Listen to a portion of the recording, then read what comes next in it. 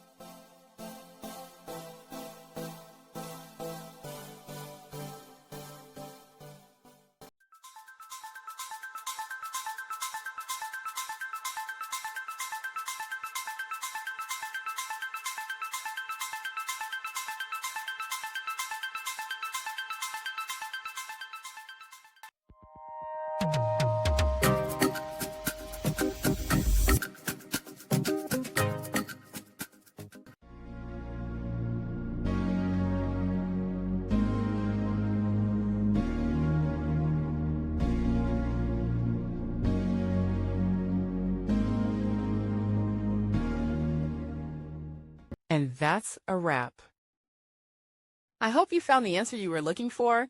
If you did, take a second to hit that subscribe button. It really helps out. And let me know in the comments which solution worked best for you. See you next time in the debug zone.